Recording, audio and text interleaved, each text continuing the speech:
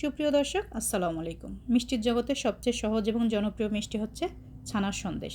খুবই মুখরোচক এই মিষ্টিটা। এটা তৈরি করতে গেলে অনেকে বলেন মিষ্টিটা শক্ত হয়ে যায়। যেভাবে তৈরি করলে এটা সফট থাকবে সেটাই আমি আপনাদের সাথে শেয়ার করব।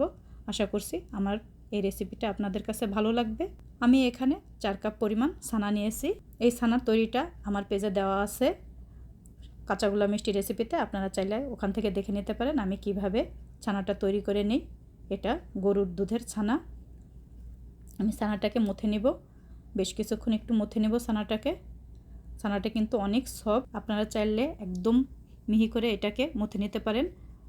রসগোল্লা যেভাবে বানায় ওইভাবে। আমি অতটা মিহি করে মথে নিব না। মথে নিয়েছি, দেখেন কতটা সুন্দর হয়ে গিয়েছে।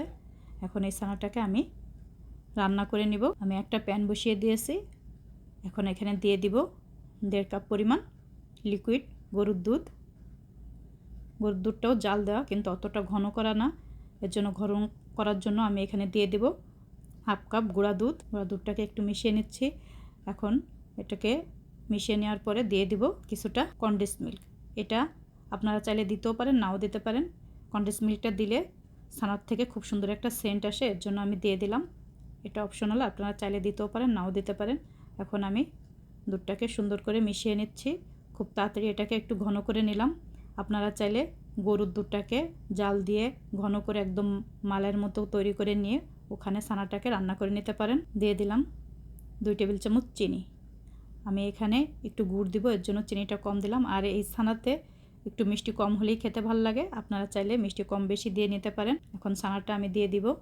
দিয়ে আমি কিছুক্ষণ রান্না করে নেব। চুলার আঁচটা কিন্তু এখানে একদম লো আঁচে রেখে ছানাটাকে রান্না করে নিতে হবে। নেড়েচেড়ে একটু কিছুক্ষণ রান্না করে নিব। দেখেন ছানাটা কতটা নরম হয়ে গিয়েছে। লো আঁচে রান্না করলে অনেকক্ষণ ধরেই ছানাটা রান্না হয়। আমি এখন এখানে দিয়ে দেব কিছুটা গুড়। এটা খেজুরের গুড়, খুব সুন্দর একটা সেন্ট আছে এই গুড় থেকে, এর জন্য আমি খেজুরের গুড়টা দিলাম। আপনারা চাইলে শুধু চিনি দিয়েও করতে পারেন বা শুধু গুড় দিয়েও করতে পারেন। তবে অনেকে বলেন যে ছানাটা শক্ত হয়ে যায়। শক্ত হওয়ার কারণ হচ্ছে শুধু চিনি দিয়ে তৈরি করে ছানাটা, এর জন্য কিন্তু এই ছানার সন্দেশটা শক্ত হয়ে যায়। আমি যেভাবে তৈরি করতেছি এইভাবে যদি আপনারা তৈরি করেন তাহলে দেখবেন কতটা সফট থাকে এই ছানাটা। আমার প্রায় রান্না হয়ে আসছে, পানিটা শুকিয়ে গেলে আমি এটাকে নামিয়ে নিব। এখন আমি এখানে দিব কিছুটা গুঁড়া দুধ। গুঁড়া দুধটা দিলে কি হয়, ছানাটা খুব সুন্দর একটা বাইন্ডিংয়ে চলে আসে। চাইলে আপনারা দিতেও পারেন, নাও দিতে পারেন। সুন্দর করে মিশিয়ে নিচ্ছি। গুঁড়া দুধটা হয়ে গিয়েছে, আমি এখন এটা নামিয়ে নিব। দেখেন কতটা সুন্দর হয়ে গিয়েছে ছানাটা। আমি একটা সার্ভিং ডিশে নামিয়ে নিব। আমি যেটাতে নামিয়ে নিব সেখানে একটু ঘি ব্রাশ করে নিব। একটু ব্রাশ করে নিচ্ছি। গরম অবস্থাতেই আমি ছানাটা এখানে দিয়ে দেব। ঢেলে দিয়ে আমি এটাকে চামচ দিয়ে সুন্দর করে 4 সাইডে সমান করে বসিয়ে দিব চেপে চেপে। আমি ছানাটাকে একটু মোটা করেই কেটে নেব। আজকে আমার ছেলের ফ্রেন্ডরা আসবে, ওরা খুবই পছন্দ করে। ওরা কিন্তু সবাই আমেরিকান, কিন্তু আমার এই ছানা সন্দেশ বা ছানার মিষ্টি ওদের কাছে খুবই পছন্দ। ওরা আসলেই বলে যে আমাদের খাওয়াতে হবে। এর জন্য এই যে তৈরি করে নিচ্ছি খুব তাড়াতাড়ি। দেখেন চারিদিকে আমি সমান করে বসিয়ে দিলাম। এখন আপনারা চাইলে এটাকে ফ্রিজে রেখে 4-5 ঘন্টা পরে ঠান্ডা করে কাটবেন, তাহলে খুব সুন্দর হবে। আমি একটু পরেই কেটে নিব, সেটা আপনাদের সাথে শেয়ার করব। যে চলে আসলাম, এখনই কেটে নেব।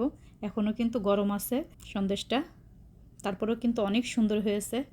দেখলেই বোঝা যাচ্ছে, দেখেন কতটা সুন্দর হয়েছে। অবশ্যই আপনারা ট্রাই করে দেখবেন, যদি ভালো লাগে তাহলে কমেন্ট করে আমাকে জানাবেন। এটা ঠান্ডা হয়ে যাওয়ার পরে যদি কাটা হয় খুবই সুন্দর হয়, একটুও ভাঙবে না, একদম খুব সুন্দর বরফি বরফি হবে সন্দেশটা। আমি এখনই কেটে নিচ্ছি কারণ ওরা সবাই চলে আসবে। দেখেন তারপর কতটা সুন্দর হয়েছে। এখনো বেশ গরম আছে আর এতটা নরম এবং সফট থাকে, আপনারা ট্রাই করে দেখবেন অবশ্যই। আমি আরেকটাও তুলে দেখাচ্ছি, একটু ভেঙে গিয়েছে। এটা ঠান্ডা হয়ে গেলে সুন্দর সেট হয়ে যাবে। দেখেন কতটা সুন্দর হয়েছে।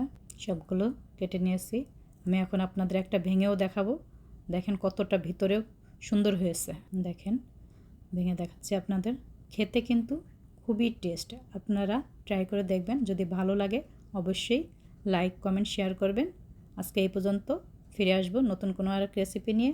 আল্লাহ হাফেজ, আসসালামু আলাইকুম।